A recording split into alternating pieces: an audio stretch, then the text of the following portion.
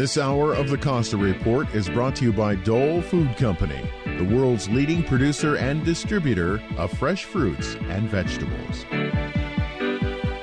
Welcome to the Costa Report. I'm Rebecca Costa, and thank you for joining me for another 2 hours of Straight Talk Radio.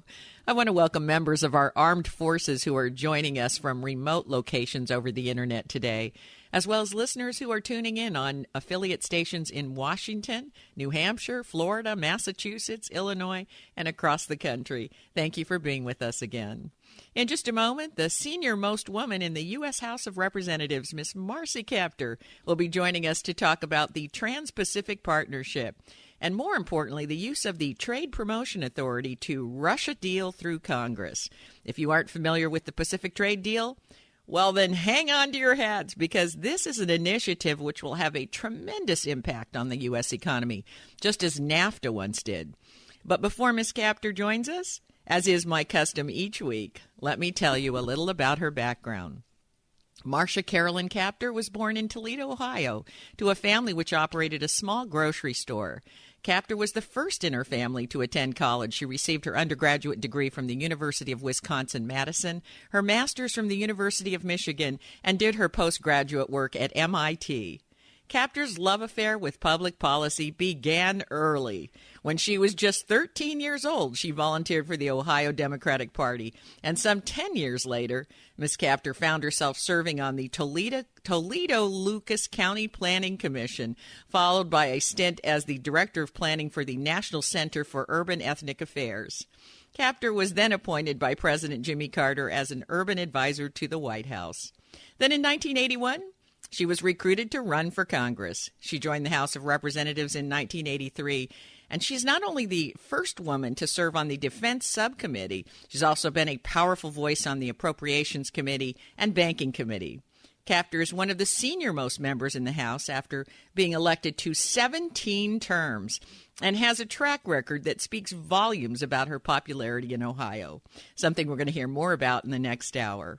It's my pleasure to welcome to the Costa Report the longest-serving woman in the 114th House of Representatives, Miss Marcy Kaptur. Thank you for joining us today, Miss Kaptur. Thank you, Rebecca. It's a pleasure to be on your program and speak with people all over the country, but certainly in the California region, where I've traveled many times and had relatives live in the San Jose area, the broad greater San Jose area. Yes, well, I will say that we love having you visit us. We get a different perspective. I'll tell you, when you live in California, most of the news is about California, and as you know, lately it's about water, and we seem to get more than our share of that. But so we do need people to visit us from other states, so we get a broader perspective. Now, on today's program, I thought maybe a good place to open the program would be to start with the Trans-Pacific Partnership itself. This is a deal that's been 6 years in the making. Can you walk us through some of the key ideas in this extremely complex multi-country agreement so we have an understanding of what is the administration hoping to accomplish with this agreement? Well, their stated goal is to set the rules of trade in the Pacific. And, of course, this is of concern to California because you actually are you're on the Pacific, and your ports take in and ship out so much of this trade between the United States and the Pacific Rim countries. The deal itself can only be read by members of Congress if they get special clearance and they go to a special room.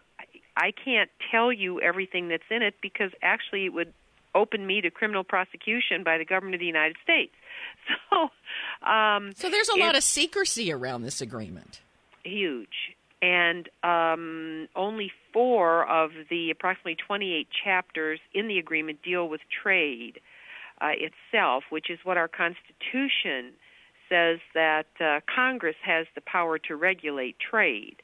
But many of the other chapters cover items like investment that allow corporations to sue our country, to sue various states, to sue local governments for practices they believe are preventing them from maximizing their return or they object to some practice, for example, labeling of meat or in food.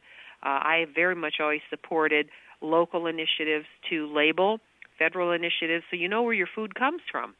And recently, because of a prior trade agreement, there was a World Trade Organization ruling that resulted in Congress having a vote on overturning country of origin labeling based on one of these trade rulings by an organization that Americans directly don't have any voice in, the World Trade Organization.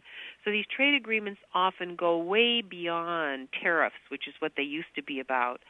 And they have resulted overall in a tremendous amount of job outsourcing from our country, including from California, where jobs were relocated post-NAFTA to Mexico, for example, or to places in Latin America. And we literally have seen U.S. corporations pick up and outsource production elsewhere.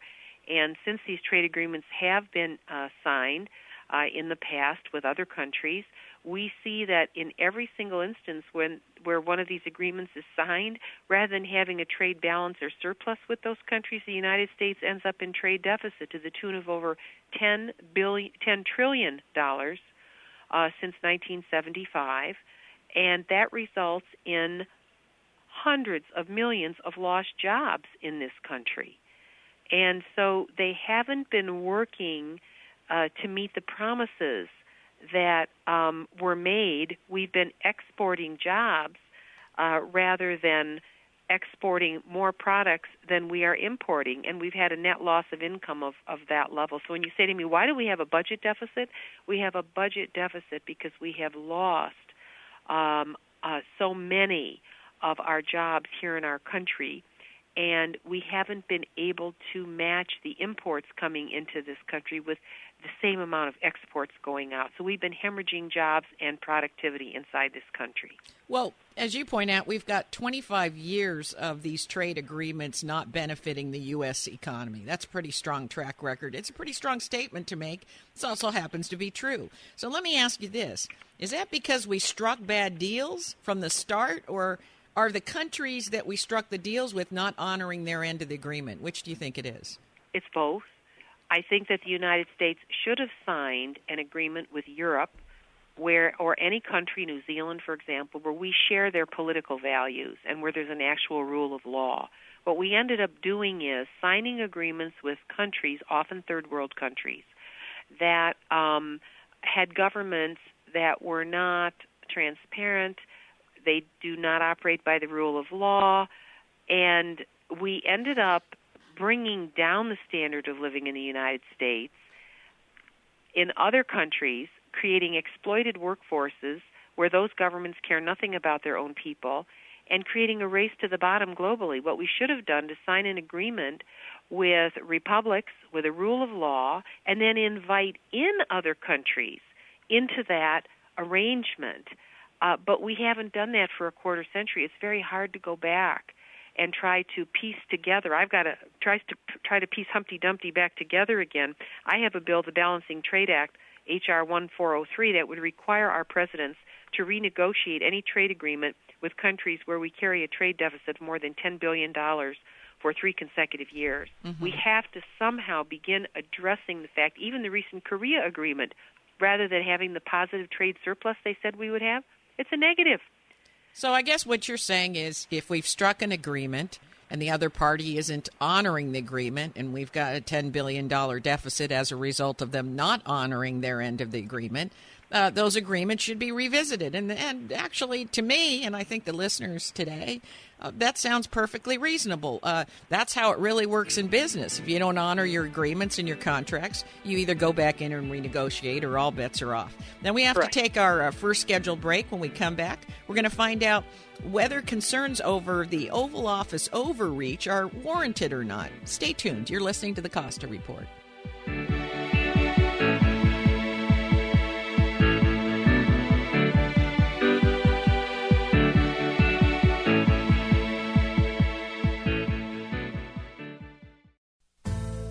Every day our world gets more complicated. Not only is new information coming at us faster than we can manage, new regulations, technology, and the effects of globalization have made it much more difficult to succeed. That's why I wrote The Watchman's Rattle, a book that, for the first time, explains how complexity makes it hard to separate facts from fiction, and eventually causes us to make important decisions based on unproven beliefs. And not just us, our leaders also fall prey to this phenomena. But here's the good news. Once you know the symptoms to watch for, you can safeguard against them. So please, go to RebeccaCosta.com. That's RebeccaCosta.com and order your copy of The Watchman's Rattle. It only takes a few minutes and the shipping is free. That's RebeccaCosta.com. Do it now. You'll be glad you did. Hi, I'm Amy Tobin, cookbook author and culinary expert. Strawberries, blueberries, blackberries, and raspberries. Dole has a bounty of berries ripe for the picking. Fresh berries are not only delicious, but some of the most powerful disease-fighting foods available. Researchers have found that berries have some of the highest antioxidant levels of any fresh fruits. So add a handful or two of your favorite berries to your next meal and enjoy their nutritional benefits and natural sweetness in all of your dishes, from salads to desserts and everything in between. For fresh tips and ideas from Dole's berry experts, visit berries.dole.com. And be sure to check out the pages of mouth-watering recipes. Whether it's a sweet and savory blueberry cranberry chicken salad or a simple strawberry sorbet, Dole has the perfect berry to inspire your next berrylicious dish.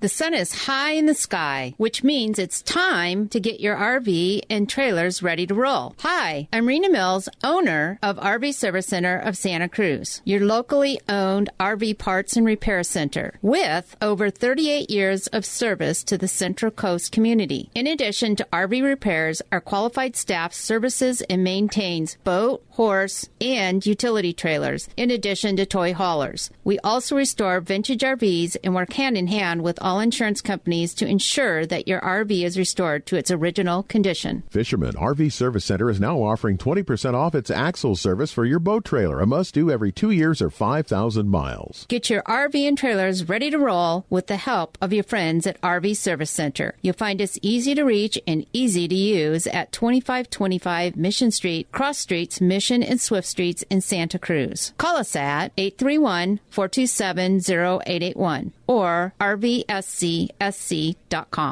Have you noticed that food just doesn't taste good anymore? Why is that? If you eat food, you'll want to know this. Our fruits, grains, and vegetables contain less and less nutrition every year. Chances are even your organic plants don't have anywhere near the 70-plus minerals that make a plant healthy and delicious. Listen up, home gardeners, farmers, growers, and lovers of good food. This is Andy Anderson telling you that you can go beyond organic. Perk up your plants and revitalize your fields with Bloomin' Minerals from Longevity. This marvelous soil conditioner will remineralize your soil with up to 76 organically bound earth elements. That means healthier and better looking crops that resist bugs, mold, cold, and other nasties that can wipe you out. Commercial farmers are reporting faster growth, more yield, and higher Brit scores. That means better tasting food for you and me. Get Bloomin' Minerals in powder and liquid form, from a spray bottle for houseplants to 55-gallon drums for professional growers. Call us now to order toll free, 888-245-0300.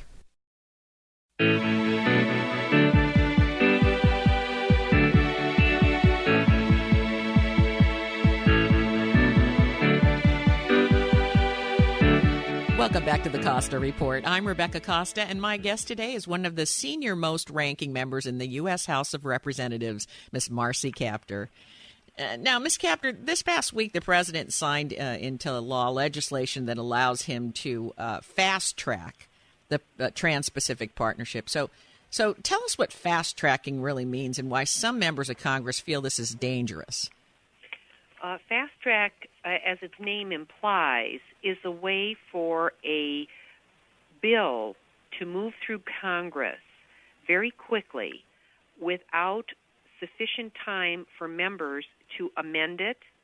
It's really a procedural gimmick that handcuffs members of the House and Senate. So if there's something wrong with the trade agreement, we can't do anything about it. We either vote for the agreement or we vote against the agreement, which is 1,000 pages long. But we can't offer amendments or hold hearings to question the trade negotiators about complex or controversial provisions. You have to eat it whole or not at all. So we effectively give away our deliberative rights under the Constitution. Now, as I understand it, there are 28 or 29 chapters. This is an agreement that's over 1,000 pages. And as you point out, 4 or 5 chapters have to do with trade. Feels to me, not having access to the agreement itself, feels to me like a lot of other stuff got bundled into this. Yes, and the full implications cannot be understood except by those who drafted it. There were about 600 transnational corporations that helped write the deal, and so it heavily favors those that operate as transnationals in the global realm, such as financial services giants that want to open world markets to derivatives and other financial instruments that brought the world economy to its knees back in 2008 and 9, but they have so much power. They're able to sit in these private meetings, meet with trade representatives from other countries, from our country, and help actually write the language when Congress can't. And so it takes away representative government, and it subjects the United States, as happened with the country of origin labeling, to having our own laws overturned by very few global players. It really is a great transfer of power to those. And I'm not saying these instrumentalities don't deserve their fair day, right? Mm-hmm. But they don't deserve it all. And they don't deserve to write the rules without having our people's elected representatives be able to play, a significant hand in the agreements that are struck. So what happens is, for instance, with the Korean free trade deal, which was the last one to come through Congress, they said we would sell so many cars in Korea. We are being inundated with Korean imports, and we've not been able to get our cars in their market, a few thousand. That isn't what was promised. We were promised balanced trade accounts. We are in the red more and more every year with Korea. So what happens is that our people, our businesses, our small businesses have attrition of workers, of sales, and this happens over a period of time until you lose entire industries like the furniture industry, the textile industry, the automotive parts industry. We've lost over 2/3 of our manufacturing jobs in this country. We're saying, how much more? And many of the jobs that are now being created do not pay living wages. These are the sectors that are creating jobs at the fastest rate, the service sector. And you see the average wages of America's workers in places like I represent having gone down an average of $7,000 since the passage of NAFTA in the early part of the 1990s. So America's middle class has been shrinking. And yes, there are some pockets of great prosperity built around certain industries. But if you really look at the country as a whole, the younger generation is in debt now. Their prospects are not as positive as those who grew up in the post-World War II generation. So these kind of trade agreements have real intergenerational impacts as they move our productive wealth elsewhere, and markets in other places remain closed to our products. Well, let's talk a little bit about this fast tracking and trying to get a 1,000-page agreement through Congress in 60 days. What do you say to folks who claim that allowing Congress to amend or even delay the approval of a trade agreement just simply wouldn't work? Because the other countries with whom the agreement is struck, they require certainty when they agree to terms. I mean, we can't really go back and forth in some endless cycle. The president's got to have some authority to make these deals, and so long as they're subject to final congressional approval, well, Congress still has the authority to turn the agreement down. You have the authority to turn it down, but you don't have the opportunity to perfect it. And as I said earlier, we're handcuffed to whatever draft deal is cast at us in the Congress. Right. And in this case, you've got 29 chapters, and only 4 to 5 have to do with trade. You've raised an interesting point about this really being a treaty. Is this a treaty or is this an agreement? I believe that it is a treaty. I believe the last several trade agreements have been treaties, and they should be subject to complete review by the Senate and requiring 3/4 of the members voting for them. They are this significant. When you have this kind of an impact on the economy of the United States and the rule of law globally, you are really talking about significant power being removed from the elected representatives of the American people and put in these instrumentalities that are beyond the reach of the average small business, beyond the reach of the average citizen, frankly, beyond the reach of majority of members of Congress.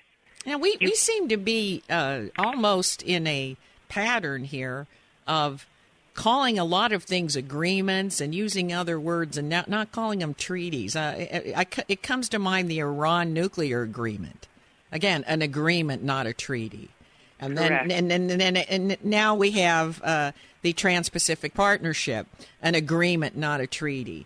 Don't we have to go back to some basic definitions of what, you can't keep bundling things in and calling it an agreement. At some point, it has to be recognized as a treaty, and it has to be subject to 2/3 majority of a vote of Congress. What do we do about that?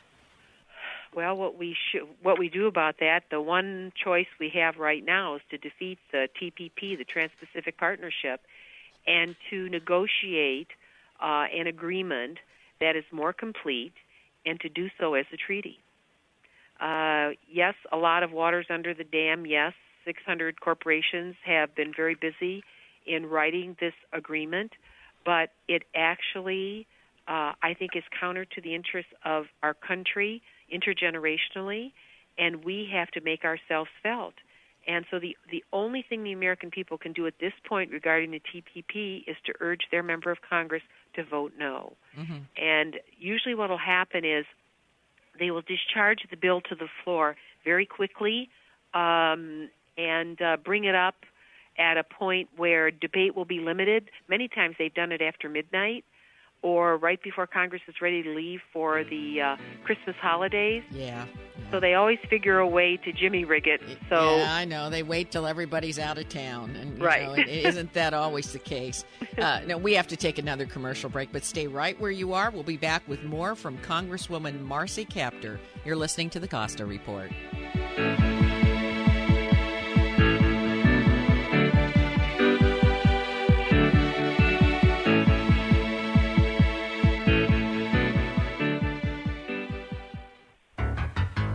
Have you checked out the Costa Report blog yet? Well, what are you waiting for? There's no quicker way to find out what newsmakers are saying than the Costa Report blog at RebeccaCosta.com. It's where the former CEO of Apple and PepsiCo, John Scully, predicts where the next tech breakthroughs are going to come from.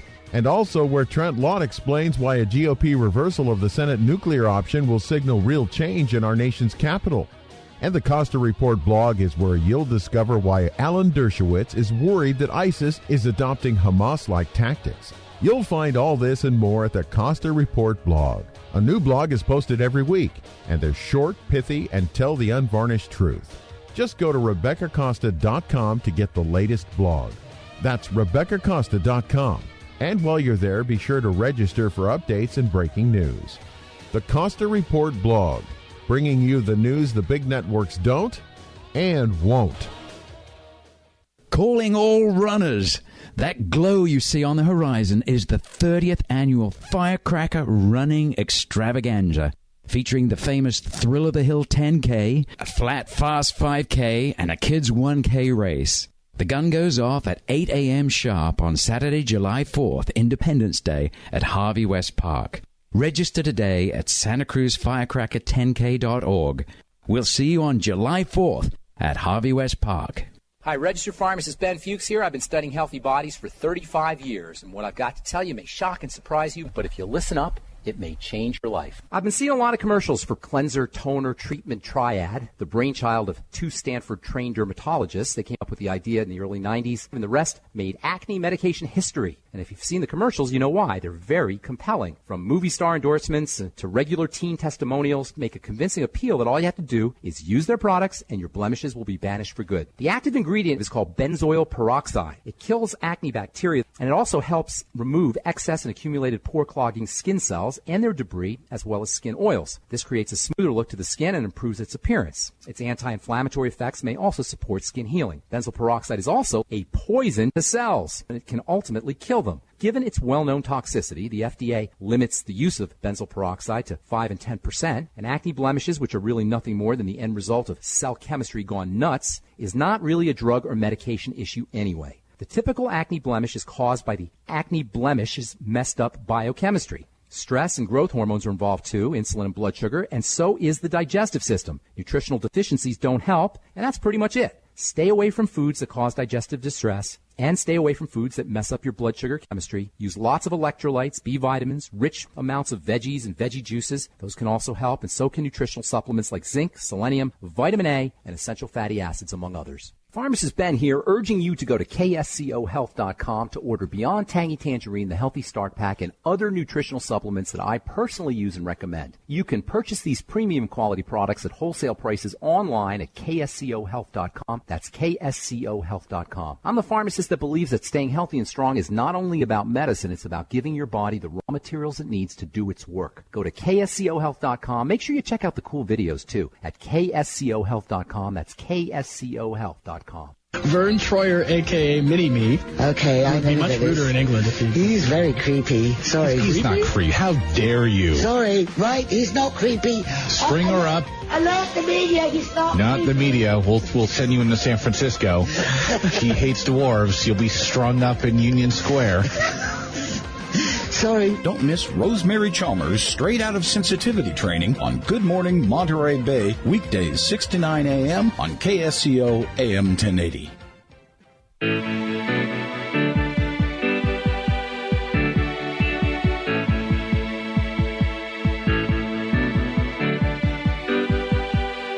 Welcome back to the Costa Report. I'm Rebecca Costa, and if you're just joining us today, our guest is Congresswoman Marcy Kaptur. Now, I'd like to switch gears here for a moment. The Export-Import Bank authorization, it's just expired, and I was wondering if you could tell us a little bit about that.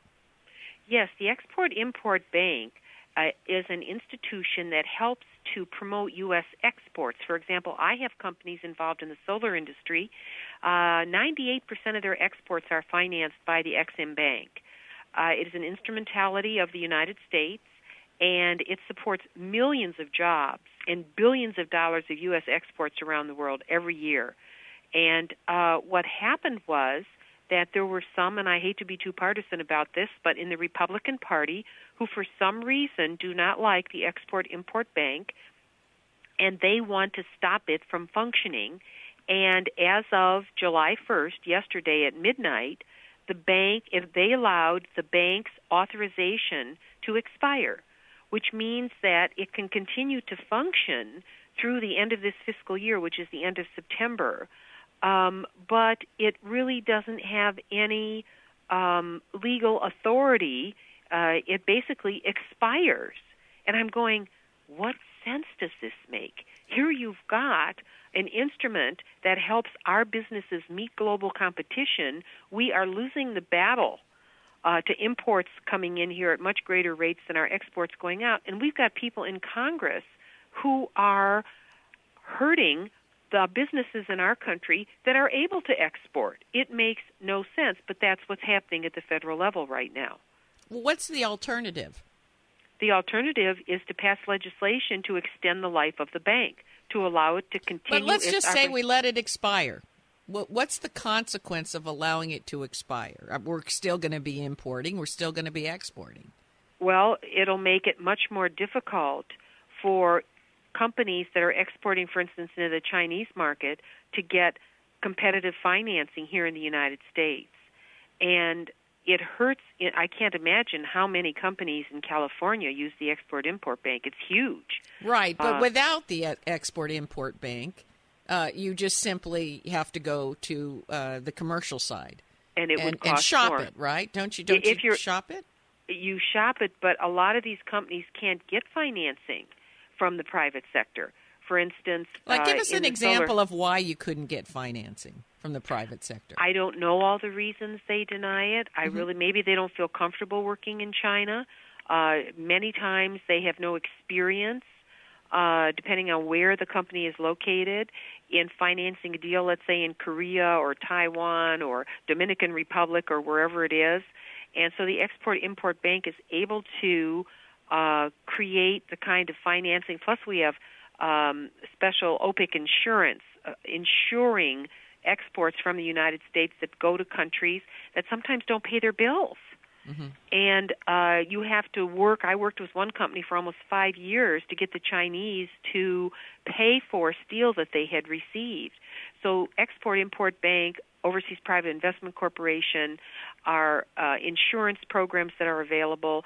These help companies compete in a very uneven global playing field. I see. So they have certain expertise, you would say.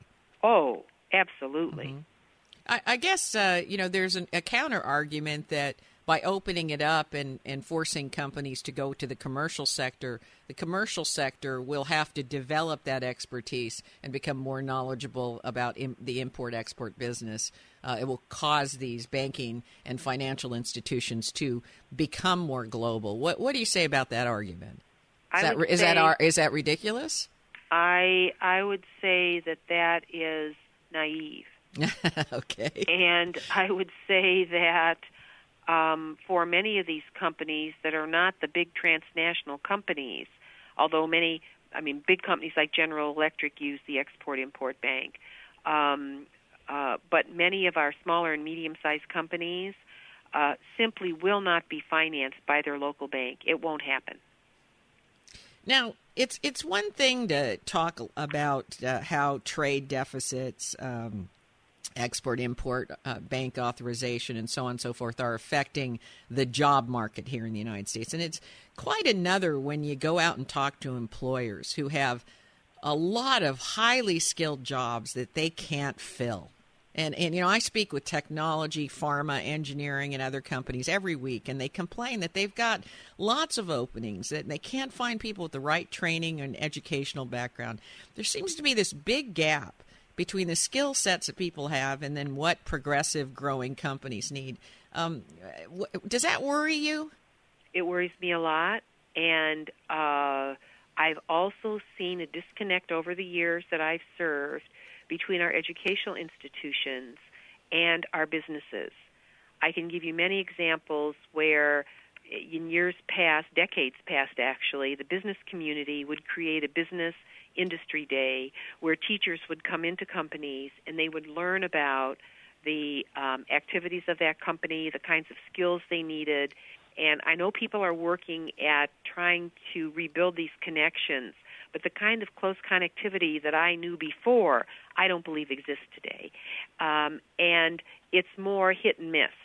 And those communities that are successful, I think, have built a very close cooperation between their educational establishment and private enterprise. And we need to do that so they understand the jobs that are available. Let me give you an example, the rail industry. I represent a huge railroad industry here. And the average, because they are not headquartered in our region, but they have major operations in our region, many, many people do not even think of applying to that industry. And they're not encouraged to do so by their schools because the people in charge don't even see this industry and its employment potential. Now, I'm sure I'll get a phone call and somebody will say, well, I know about it. But in general, I'm saying most people do not. And there are many skills, whether it's air controllers, whether it's truck drivers, whether it's people who can do medical data entry, whatever the topic is. What's happening is that because of school cutback, budgets cut back in schools, many of the counselors in schools that used to do career counseling are doing divorce counseling, or they're doing other kinds of alcohol and drug counseling. They're not doing career counseling. And maybe in California there are some select school systems that do a good job at that, but I can tell you in what we've been through in the economy in the Midwest, a lot of the career counseling has just evaporated. And the students are not getting the up-to-date, best information to help them, to guide them in their career decisions. So it's a problem across the country. It definitely is, and I'm glad you took a moment to address that with us today.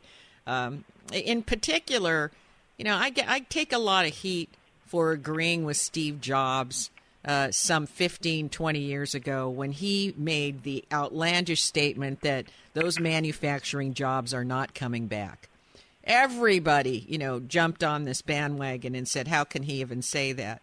Now, the Economic Policy Institute says that for every $1 billion invested in manufacturing in the U.S., we produce about 5,000 jobs. And likewise, when we import rather than invest in manufacturing, we're killing jobs. So, but here's the thing: low labor rates, lower safety and welfare standards abroad, the introduction of robotics and other automation.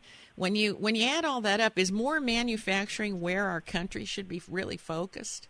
I believe very much in a self-reliant nation. I believe in growing our own food, processing that food. I believe in creating our own artistry in many sectors. I believe in making items, and you produce more wealth rather than importing it. You really produce the engine for growth. And I can tell you, with the refinancing of the auto industry in the Midwest, its muscles are lifting the whole region up. Yes, I'm sorry to interrupt you. We've got a hard break here, and we're going to have to hear from our sponsors. But when we come back, let's pick that up.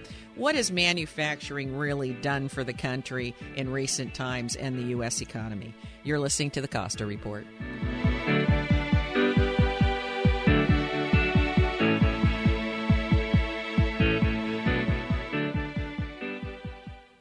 I'm here today with Scott Caraccioli. Scott, as Caraccioli's become much more popular throughout the world, have you scaled up production?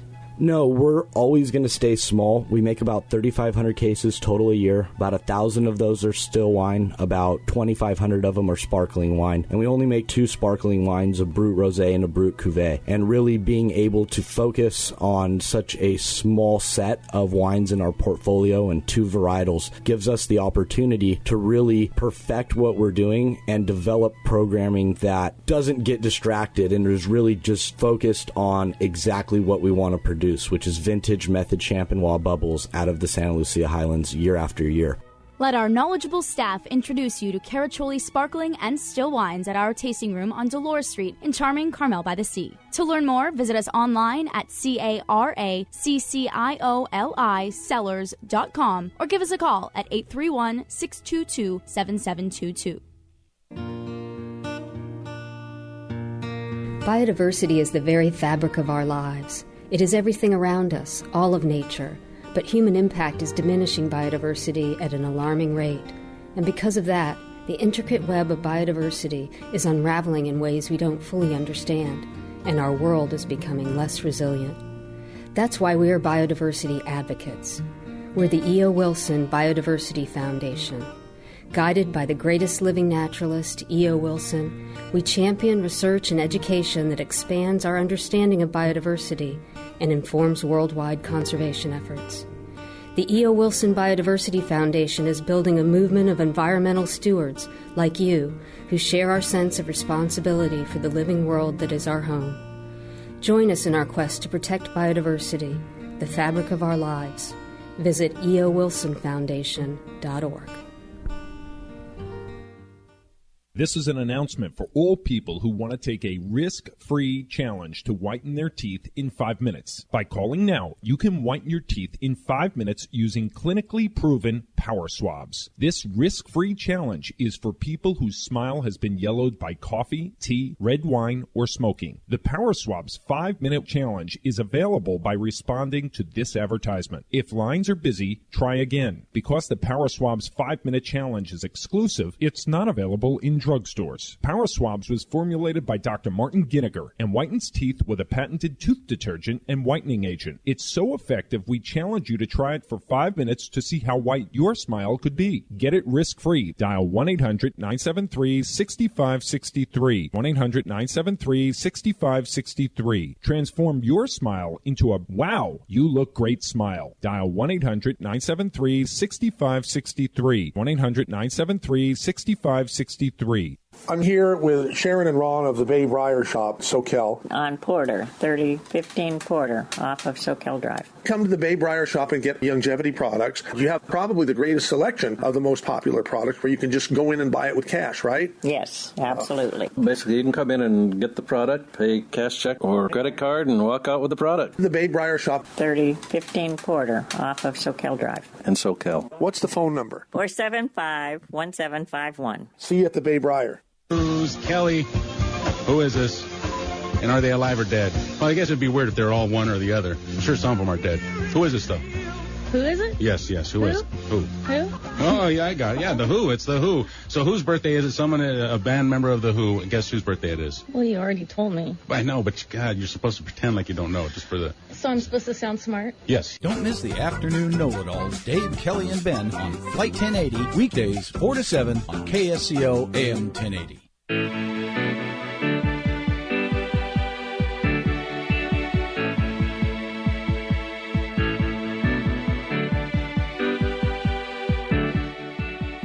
Welcome back to the Costa Report. I'm Rebecca Costa, and our guest today is Congresswoman Marcy Kaptur. And before we went to break, you were making the point that the U.S. economy does, in fact, need and benefit from increasing manufacturing jobs. But it almost sounded like you were going one step further and saying that the U.S. needs to be more self-reliant.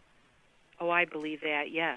I think that we still depend too much on energy imports, and for a long time, those energy imports, when prices of gasoline went over $4 a gallon, drove us into deep recession repeatedly. And so we have to, and we are making progress, but we have to be energy independent as a country for no other reason than our own strategic interests and national security interests. But beyond that, in terms of food production, California has made such a major contribution to American food security, and now faces challenges because of fresh water supplies. And we have to think about the future of this country and make sure America's food secure. We don't want to be reliant on imported food. We want to be able to produce our own food inside the borders of this country. But doesn't that say a lot about our foreign policy? That, you know, I notice that when our foreign policy is broken and we're not doing a good job overseas, we suddenly talk about, well, we've got to get more self-reliant. And then when things are going well with our partners and our allies, then, you know, self-reliance doesn't seem to be such a priority anymore.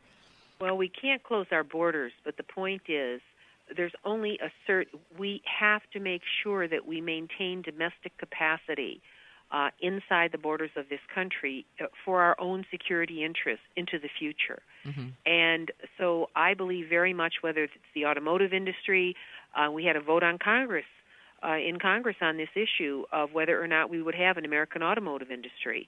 And thank God a majority of members said yes, but large numbers said no. And I don't know any industrial power in the world that doesn't have a major transportation manufacturing industry. So when you start to lose major elements of that base, you lose your defense industrial base at the same time. Well, this is an interesting philosophical argument because on the one hand, you have folks who say, figure out what you're good at in the global economy and specialize in that and become the go-to country for that thing or for those things. And then on the other hand, you say, well, but that leaves you exposed. If you can't produce your own vehicles for the military, you can't produce your own fuel to run those vehicles, you're creating a security problem. Absolutely. And so you have to have a balanced approach. And we've seen look at Europe right now with Russia's invasion of Ukraine. They are so dependent on Russia for gas supplies that they can't exercise their own political beliefs, which are liberty-loving and not repressive. And yet their hands are tide because of this energy dependency. So we would wish that other countries would always operate in the best interests of their neighbors, but that doesn't always happen. So the United States has to be prepared.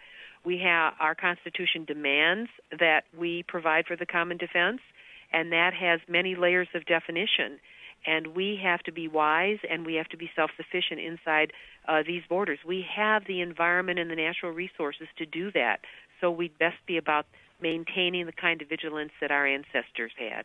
Well, I think a good case in point is the recent issue with rare earth elements that China declared, their government declared that they plan to monopolize. And certainly we saw an instance where they had a skirmish with the Japanese and cut them off completely with rare earth elements, which is, to your point, there are certain things that you have to be able to produce on your own soil.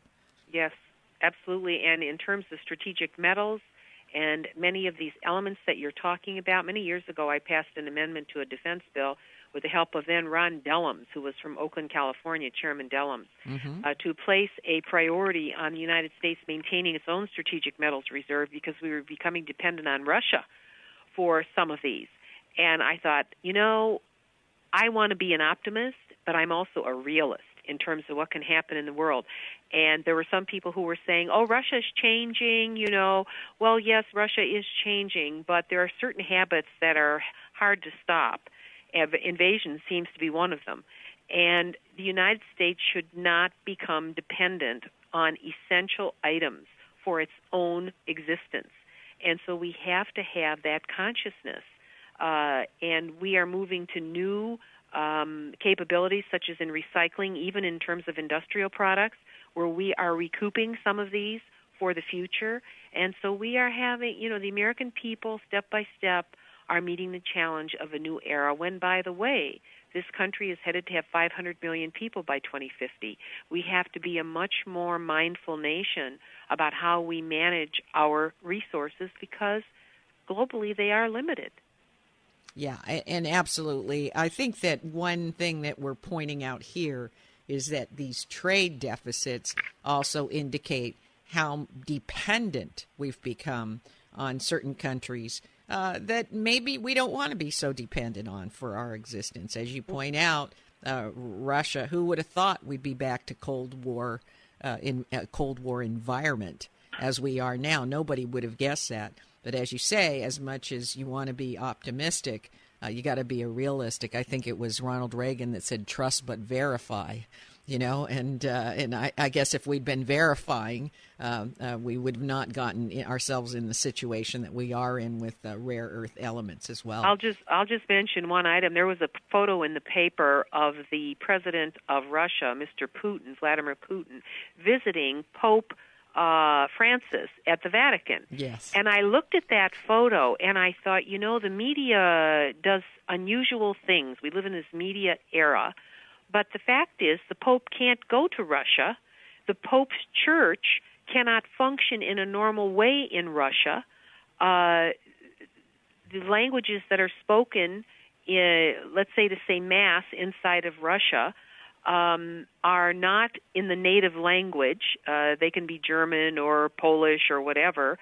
I have visited sisters and priests in Russia who have to have 3-month visas. They're kicked out of Russia after 3 months.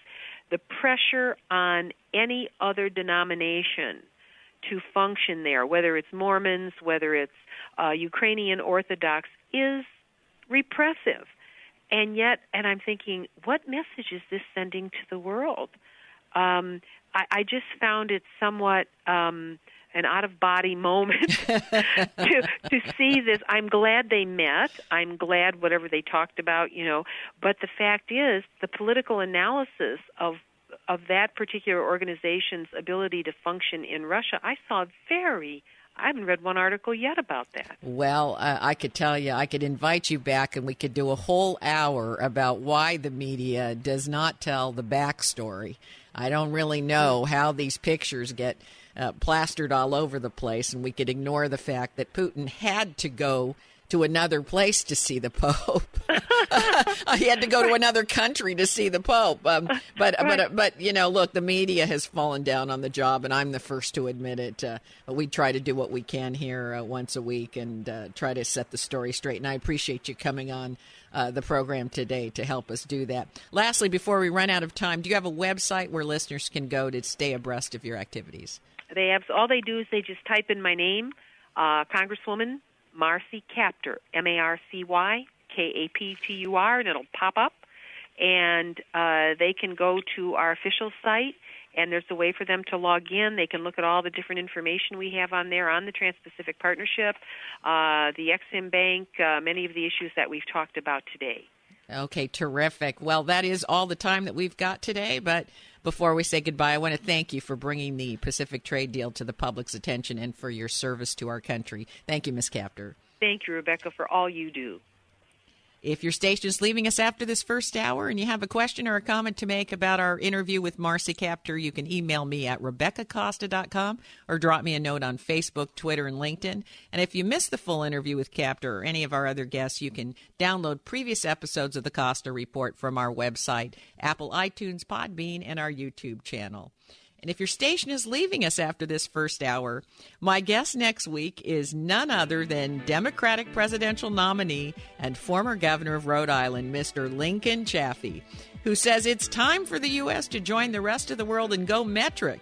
Will going metric help the U.S. economy? Find out when presidential hopeful Lincoln Chafee joins us next week on the only news program that puts policy ahead of politics. Now stay tuned for another hour of Straight Talk Radio. You're listening to the Costa Report.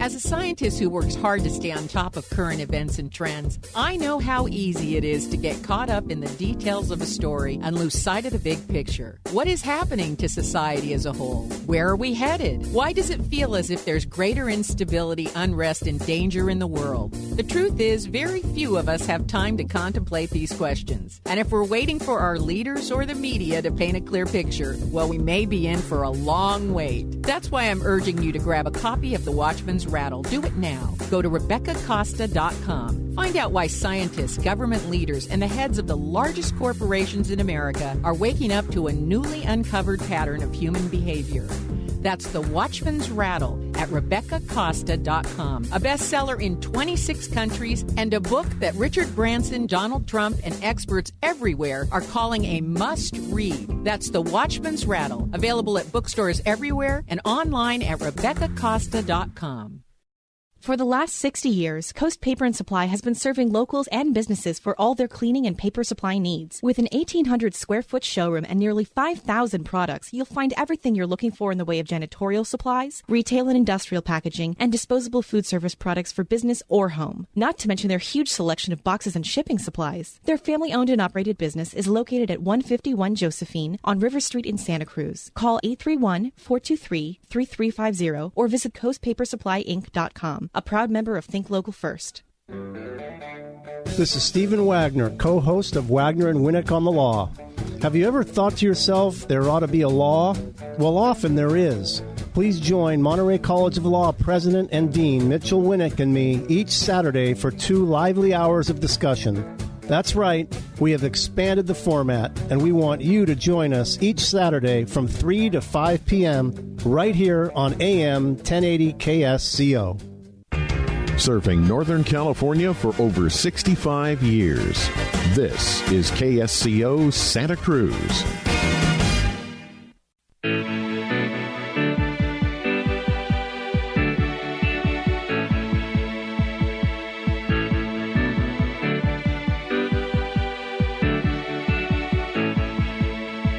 This hour of the Costa Report is brought to you by IBM. Big data at the speed of business. Welcome back to the second hour of the Costa Report. I'm Rebecca Costa, and during the first hour of today's program, we spoke with 17-term Congresswoman and one of the most senior-ranking members of the House of Representatives, Marcy Kaptur.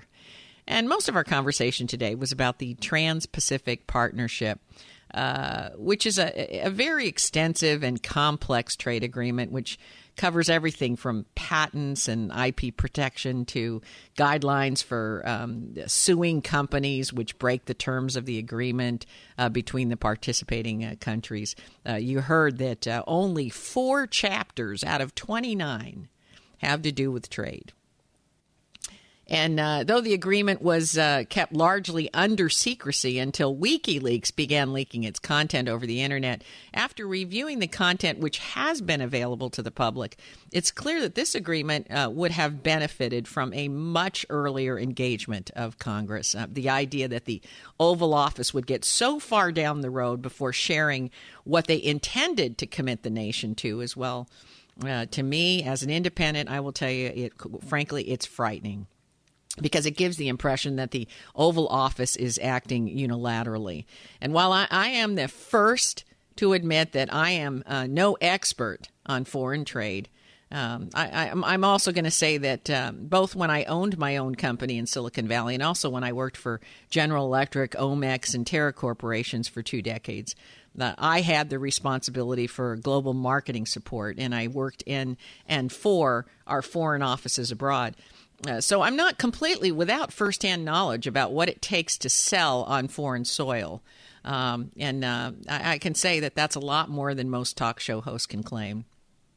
But because I don't like to present myself as an expert in areas that I have some knowledge, but but not nearly enough, I thought it might be helpful to share with you exactly, word per word, what one of the highest-ranking members of the House and also a lifelong Democrat, Marcy Kaptur, had to say about this agreement. So here it is.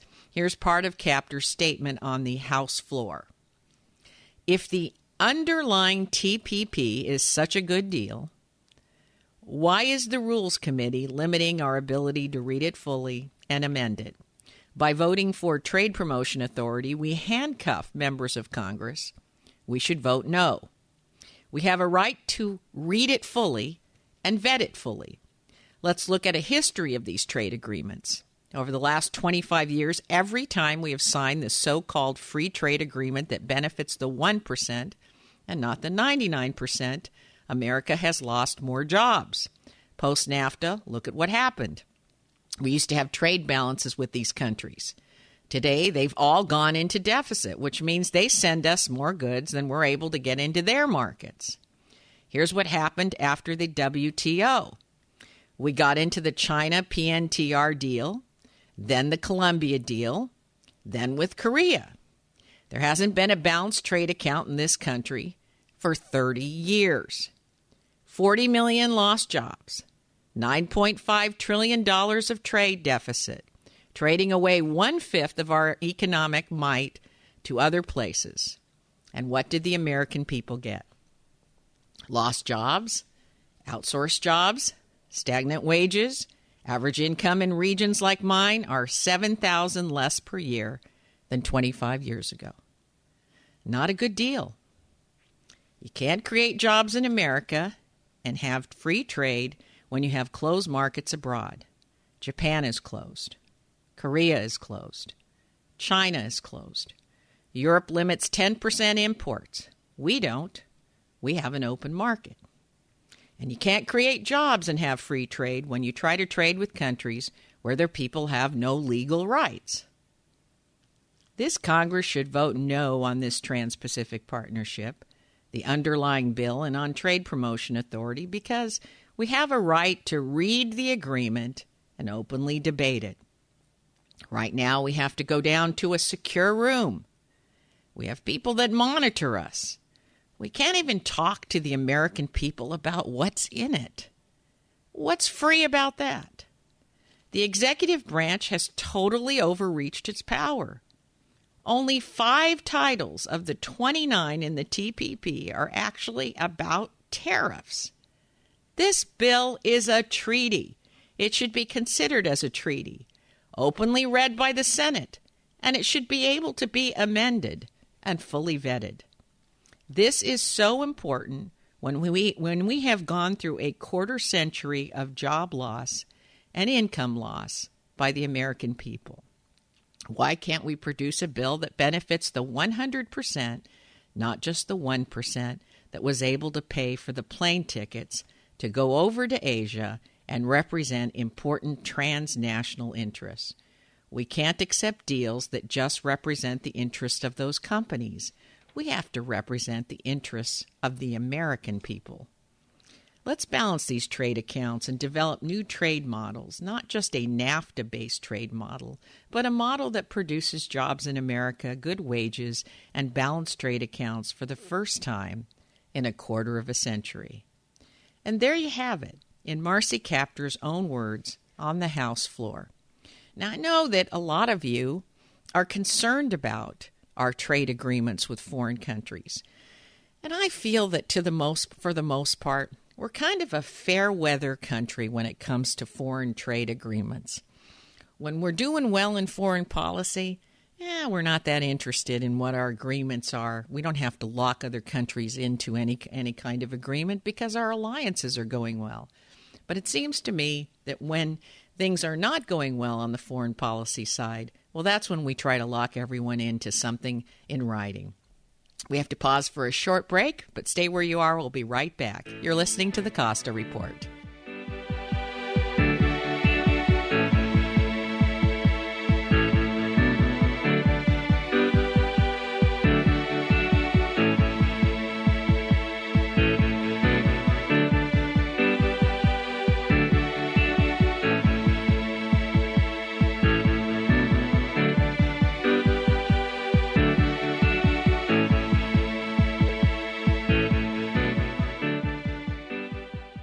Hi, registered pharmacist Ben Fuchs here. I've been studying healthy bodies for 35 years, and what I've got to tell you may shock and surprise you, but if you listen up, it may change your life. The best thing you can do for allergic reactions, believe it or not, build your immune system. What you're having is an immune system response. That means a defensive response. Your body's trying to protect you. So all those signs of allergies like watery eyes and a runny nose and stuffy head, all of those are signs that fluid is beginning to leak inside your head in response to this attack. The fluidization is one of the ways the body flushes things out. So when you tear, the body's trying to flush things out of the eye area. When your blood vessels inside your head open up, your body's trying to flush things out of your sinus cavities. When you have mucus secretion, your body is trying to protect itself by secreting a protective layer between the allergen and tissues in the body. We don't want to suppress that. It's the body's protective mechanism. What you want to do is you want to boost the immune system. Number one thing to do is to reduce what's called the load. Think of the immune system as a dump truck, and it has a capacity. When the immune system is working on problem foods, bacteria or toxins, and then all of a sudden it has another load that it has to work on, say pollen, it becomes overloaded. My number one digestive supplement for dealing with these seasonal allergies is a good probiotic supplement. Secondly, vitamin C. Vitamin A is really important. Zinc and vitamin A work together. Don't forget about magnesium. Really, really important for the immune system. Make sure you're drinking a lot of fluids. That can also help flush toxins out of the body and significantly reduce the risks of an early demise. Hi, this is Rebecca Costa, host of the Costa Report. If you'd like to get in touch with pharmacist Ben Fuchs, let me tell you the quickest, easiest way to communicate with the only pharmacist I know that isn't in a hurry to dispense pharmaceuticals. Sounds funny, doesn't it? A pharmacist who believes pharmaceuticals should be used as the last resort, not the first. You can reach pharmacist Ben right now at radiobenhealth.com. That's radiobenhealth.com. And if you'd like to know more about unique nutritional supplements like Beyond Tangy Tangerine or the Healthy Start Pack program, it's the same web address, radiobenhealth.com. Find out why pharmacist Ben and millions like him are enjoying a healthy, energetic lifestyle by adding mineral supplements to their daily routine. Visit radiobenhealth.com, radiobenhealth.com, and get started today. Big data is changing the way organizations work. From data-driven marketing and ad targeting to the connected car, big data is fueling product innovation and new revenue opportunities. It's creating a culture in which business and IT leaders join forces to realize value from all data. They infuse analytics everywhere and make speed a differentiator, gaining competitive advantage from faster, more informed decisions. Leading organizations are creating new business models, developing new roles, and defining new big data architectures, including